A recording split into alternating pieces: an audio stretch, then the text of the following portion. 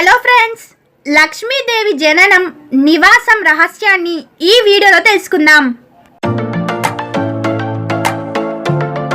సర్వలోకాన్ని రక్షించే సర్వజ్ఞాన ప్రదాయిని శక్తి స్వరూపిణి అయిన ఆ జగజ్జననిని భక్తితో ఆరాధిస్తే అనుగ్రహిస్తుంది. సిరి సంపదలు సౌభాగ్యాన్ని అనుగ్రహించే ఆ లక్ష్మీదేవిని సేవిస్తే కోరిన వారికి కొంగు బంగారం అవుతుంది. లక్ష్మీదేవి పుట్టుక గురించి ఇప్పుడు మనం తెలుసుకుందాం.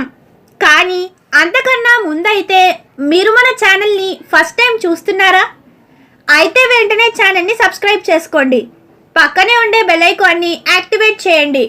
మీరు అలా యాక్టివేట్ చేయడం వల్ల నేను పెట్టే ప్రతి ఇన్ఫర్మేషన్ వీడియో మీకు ముందుగానే రావడం జరుగుతుంది. చాలామంది వీడియోస్ని చూస్తున్నారే కానీ ఒక్క చిన్న లైక్ ఇంకా సబ్స్క్రైబ్ మాత్రం చేయట్లేదు. మీరు చేసే చిన్న లైక్ అండ్ సబ్స్క్రైబ్ నాకెంతో మోటివేటింగ్గా ఉంటుంది. దానివల్ల ఇంకా ఎంతో ఇన్ఫర్మేషన్ని నేను మీ దాకా తేగలుగుతాను. దయచేసి అర్థం చేసుకొని ఛానల్ని సబ్స్క్రైబ్ చేసుకోండి. మీరు మన ఛానల్ని సబ్స్క్రైబ్ చేసుంటారని ఆశిస్తున్నాను. అలాగే ఈ వీడియో చూస్తున్న అమ్మవారి భక్తులంతా కామెంట్ బాక్స్లో జై లక్ష్మీమాత అని కామెంట్ చేయండి. ఇక ఏమాత్రం ఆలస్యం లేకుండా వీడియోలోకి వెళ్దాం.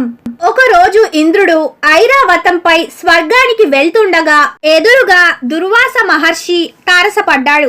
అల్లంత దూరాన ఇంద్రుణ్ణి చూసి దుర్వాసుడు అమరావతి ఆధిపతికి గౌరవ సూచనంగా తన మెడలోని దండనిస్తాడు.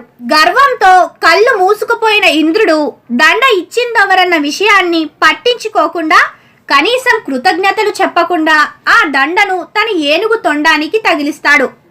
తొండాన్ని అటూ ఇటూ ఆడిస్తున్న ఏనుగు దండను కిందికి విసిరేసి కాళ్లతో తొక్కేసింది. అసలే కోపిష్టి అయిన దుర్వాసుడు ఆ దృశ్యాన్ని చూసి మరింత కోపంతో, ఓ ఇంద్ర, మితిమించిన అహంకారం గర్వంతో ప్రవర్తించిన నిన్ను ఈ భోగవాగ్యాలన్నీ విడిపోతాయి అని శపించాడు. అప్పుడు ఇంద్రుని కళ్ళకు కప్పుకున్న తెరలు తొలగిపోవడంతో దుర్వాస మునిని క్షమించమంటూ వేడుకున్నాడు.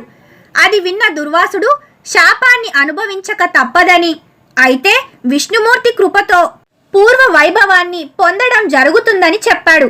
అనంతరం ఇంద్రునిపై దుర్వాసుని శాపం పనిచేయడం ప్రారంభించింది. బలి నాయకత్వంలో రాక్షసులు అమరావతిపై దండెత్తుతారు. ఇంద్రుణ్ణి అతని పరివారంతో పాటు స్వర్గం నుండి తరిమేస్తారు. తప్పనిసరి పరిస్థితులలో ఇంద్రుడు అజ్ఞాతంగా ఉండిపోయి తన గురువు బృహస్పతిని సలహా అడుగుతాడు.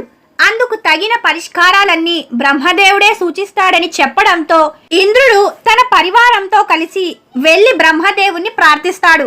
అందుకు పరిష్కారాలన్నీ విష్ణుమూర్తే చెబుతాడని బ్రహ్మదేవుడు పలకడంతో అందరూ విష్ణు సన్నిధికి చేరుకుంటారు.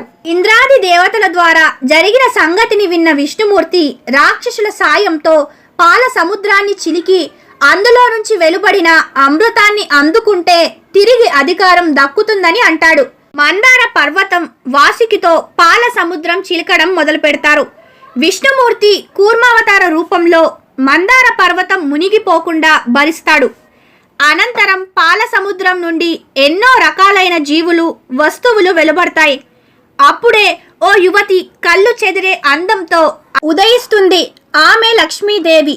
ఆమె విష్ణుమూర్తిని తన భర్తగా అంగీకరిస్తూ ఆయన మెడలో మాల వేసి సిగ్గుతో ఆయన సరసన నిలబడుతుంది.